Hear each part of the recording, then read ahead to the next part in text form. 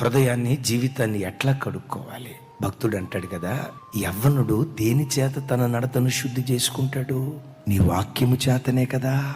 ఒక మనిషి దేనితో తనను శుద్ధి చేసుకుంటాడు? ఈ బట్టకు కలిగిన మరక పోగొట్టుకోవటానికి సోపు, సర్ఫ్ సరిపోద్ది.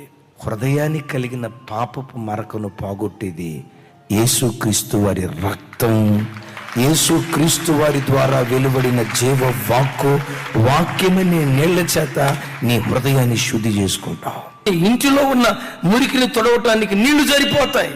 బట్టకు పట్టిన మురికిని తొలగించుకోవటానికి సర్ఫ్ సరిపోతుంది. నీ హృదయానికి పట్టిన మురికి పోవాలంటే వాక్యమనే నీళ్లు, యేసుక్రీస్తు రక్తం అనే సోపు, వాటితో నిరంతరం నువ్వు కడుక్కుంటా ఉంటే శుద్ధ హృదయంగా నీ హృదయం మారిపోద్ది.